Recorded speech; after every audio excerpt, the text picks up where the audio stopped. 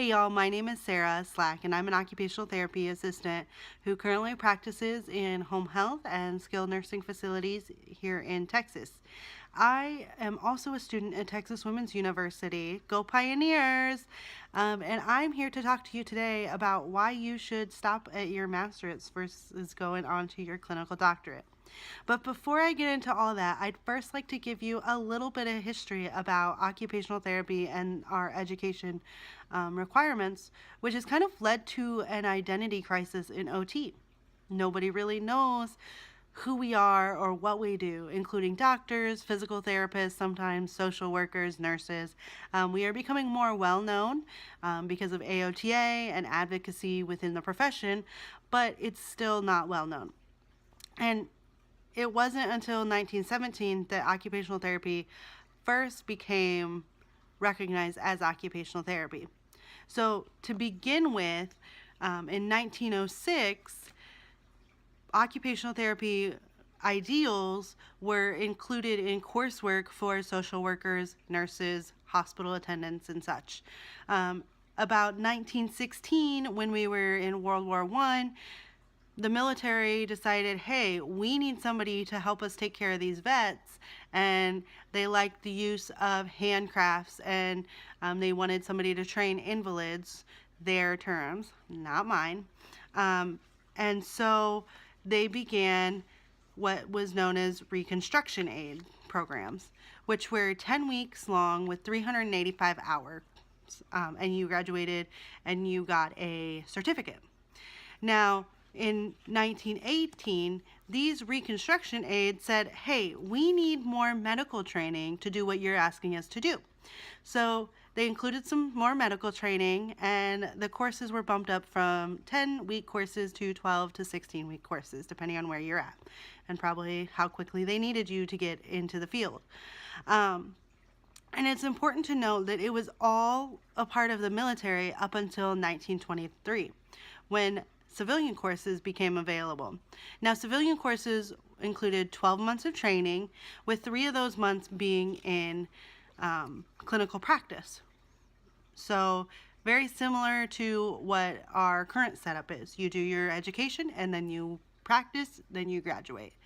So by the end of the 1920s, occupational therapy became more recognized and was brought into colleges and universities. And in 1935, they said, okay, well, we're starting to recognize you. We want you to have more training. So it jumped from 12 months to 100 weeks, which is about 2 years of full-time training. And then in the 1940s, it made another jump and jumped to a bachelor's degree. And then in 1990, it jumped to master's, and then that's when you started seeing the doctorate programs come in. Now, in addition to the major changes, so in 1940s, they also added therapeutic activities, and then in 1965, they added physical and psychosocial dysfunction, and then in 1991, they added management to education requirements for occupational therapists.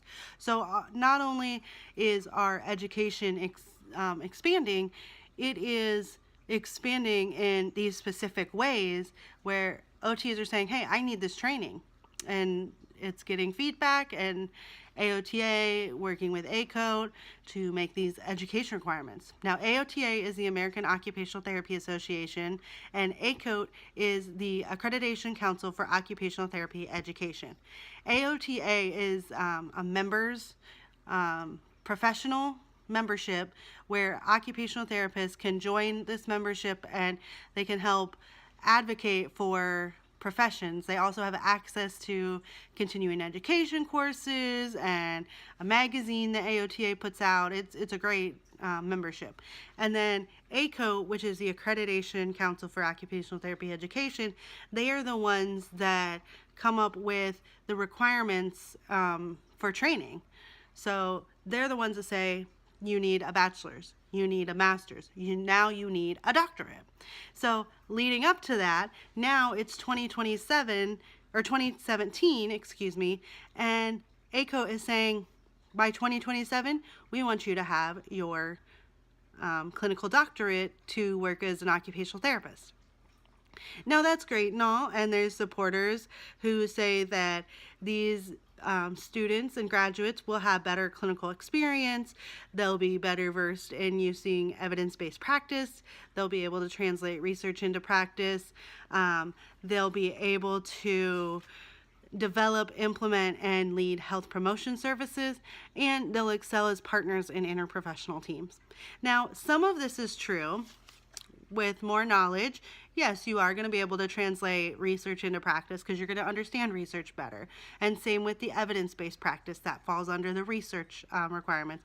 But as far as including clinical experiences, unless they broaden the requirements for clinical rotations, you're not going to get more clinical experience in that clinical doctorate program. You're going to get an extra year or two in a specialization or a general clinical doctorate education, and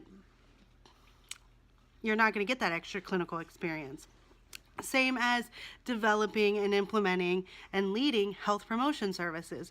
You could probably take a continuing education course on how to do this and then develop your own health promotion service in your own community if you so choose, if that's of interest to you.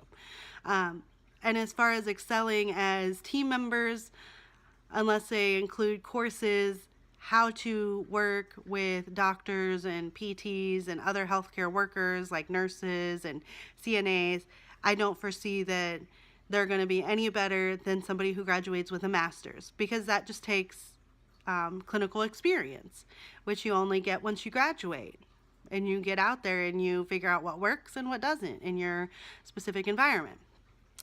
Now, another major downfall to this degree is you're going to be spending $10,000 up to maybe $30,000 or $40,000 more for that extra year, maybe 2 years of education, when you could be graduated with your master's, be in the field working as a professional, working for $70,000, $80,000.